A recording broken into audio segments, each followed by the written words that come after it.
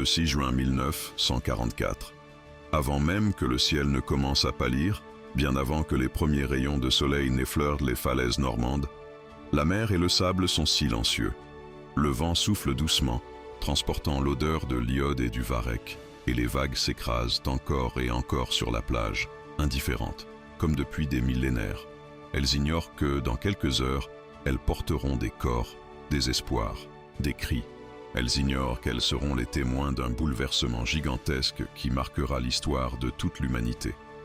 Depuis la côte, dans la pénombre, personne ne peut deviner ce qui s'approche. Les villages dorment encore, nichés entre les haies et les chemins creux, inconscients qu'ils deviendront bientôt des champs de bataille. Au large, au cœur de l'obscurité salée, une force gigantesque avance, une masse d'acier et de détermination. Une armada d'une ampleur inégalée dans l'histoire humaine. Des cuirassés, des destroyers, des frégates, des transports de troupes, des barges par milliers. En tout, 6000 navires transportant plus de 150 000 soldats venus des 4 coins du monde libre. Une force rassemblée autour d'un seul objectif, libérer un continent entier. Depuis des mois, l'opération Overlord a été pensée, calculée, répétée jusqu'à l'extrême. Rien n'a été laissé au hasard. Chaque plage, chaque mètre de sable, chaque falaise, chaque hameau a été photographié, analysé, reproduit en maquette géante. Les Alliés ont étudié la hauteur des marées, la densité du sable, les courants marins, la résistance des défenses côtières allemandes. Ils ont recruté des météorologues, des géographes, des espions, des cryptanalystes, des ingénieurs. Parallèlement, ils ont conçu l'une des plus grandes opérations de désinformation jamais réalisées. De faux chars gonflables, de fausses divisions fictives, de faux généraux, de faux messages radio. De véritables agents doubles alimentent les services allemands avec de fausses informations. Cette illusion magistrale convainc Hitler que l'attaque principale viendra du pas de Calais. Une erreur stratégique capitale qui laissera la Normandie plus vulnérable qu'il ne l'imaginait.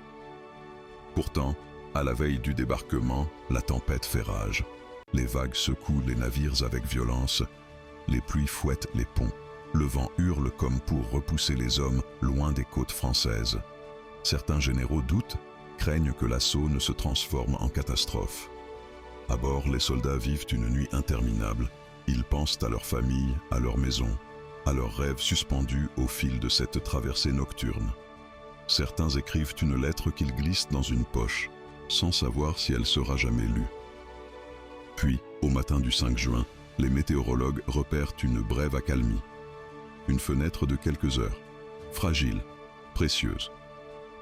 Eisenhower hésite longuement. La décision qu'il va prendre décidera du sort de millions de vies. Enfin, il prononce 2 mots simples mais lourds de sens. Let's go.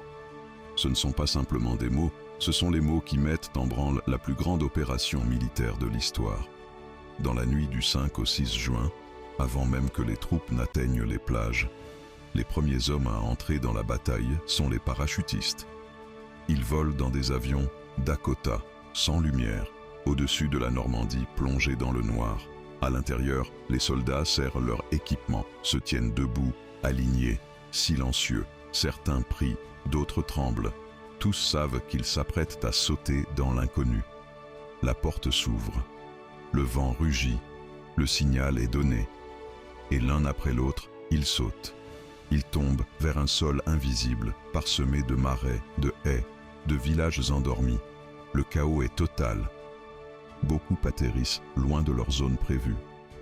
Certains s'enfoncent dans les marécages et se noient, pris au piège par leur équipement lourd. D'autres restent suspendus à des arbres, exposés, vulnérables. D'autres encore tombent directement sous les tirs des sentinelles allemandes. Pourtant, malgré la dispersion, malgré les pertes, malgré la confusion de la nuit, ces hommes accompliront l'essentiel. Ils couperont les routes, saboteront des ponts, empêcheront les renforts allemands d'atteindre les plages. Ils sèmeront la confusion derrière les lignes ennemies, ouvrant la voie au débarquement. À 4h30, sur la mer, l'armada se déploie. Les premières barges avancent vers les plages françaises. Le bruit des moteurs couvre presque celui des vagues. Dans les embarcations métalliques, les soldats se préparent. Ils vérifient leurs fusils, ajustent leurs casques, resserrent les sangles de leurs sacs. Certains murmurent quelques mots, d'autres fixent le sol. Tous sentent le poids de l'histoire peser sur leurs épaules. À 6h00, les premières barges s'ouvrent et la guerre montre son visage le plus brutal. À Omaha Beach, l'enfer se déclenche. Les positions allemandes, fortifiées dans des bunkers de béton, ouvrent le feu. Les mitrailleuses déversent un torrent de balles. Les mortiers explosent dans l'eau. Les obus labourent le sable. Les premières vagues d'assaut sont décimées. Certains soldats tombent avant même d'avoir posé un pied sur la plage. D'autres tentent de trouver un abri derrière un obstacle dérisoire. Un piquet, un morceau de métal, une dune minuscule. Chaque mètre gagné est un calvaire. Le vacarme est indescriptible. Le ciel est strié de fumée. Les cris se mêlent aux explosions. Le sang se mélange à l'eau glacée.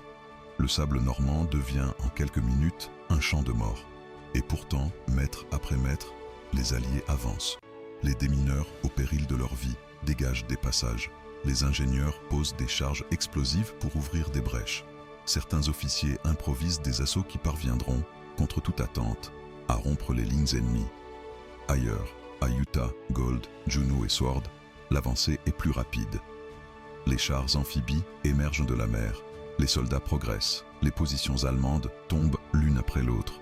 Dans les villages voisins, des Normands ouvrent leurs portes aux soldats libérateurs. Certains pleurent d'émotion. D'autres n'osent pas encore croire que l'occupation touche enfin à sa fin. Dans les terres, la résistance française agit avec courage. Les maquisards sabotent les rails, détruisent les lignes téléphoniques, tendent des embuscades, transmettent des renseignements précieux. Dans les caves sombres, les granges isolées, les forêts épaisses, des Français mettent leur vie en péril pour soutenir l'effort allié. Au soir du 6 juin, malgré les pertes immenses, l'objectif est atteint. Une tête de pont solide est établie. Les Alliés sont en France. Le mur de l'occupation commence à se fissurer. Les jours suivants, la bataille de Normandie devient un combat acharné. Les bocages, ces haies épaisses et denses, deviennent des forteresses naturelles. Chaque champ est un piège. Chaque virage est un lieu d'embuscade. Les soldats progressent péniblement, centimètre par centimètre. La météo reste capricieuse, les combats incessants, mais la volonté de libérer la France demeure inébranlable. Peu à peu, les Alliés gagnent du terrain. Le 25 août, Paris est libéré. Des foules innombrables envahissent les rues, brandissant des drapeaux, acclamant ceux qui arrivent en libérateurs. Puis viendront Bruxelles, Rotterdam, Anvers, jusqu'à la capitulation allemande, le 8 mai 1945. La guerre en Europe est terminée, et tout a véritablement commencé ce matin-là, sur les plages de Normandie. Aujourd'hui, ces plages sont paisibles. Les enfants y jouent, les familles y pique-niquent, les chiens y courent en toute insouciance. Le vent efface les traces, la mer apaise les souvenirs. Mais dans les cimetières militaires, des milliers de croix blanches s'alignent, silencieuses, gardiennes de la mémoire. Elles portent les noms de jeunes hommes de 18, 20, 22 ans, venus de New York, de Liverpool, de Toronto, de Dublin, de Glasgow, de Sydney, de Lyon. Ils sont tombés loin de chez eux, pour une terre qu'ils ne connaissaient pas, pour un peuple qu'ils n'avaient jamais rencontré. Ils ont donné leur vie pour que d'autres puissent vivre libres. Le débarquement de Normandie n'est pas seulement un fait militaire.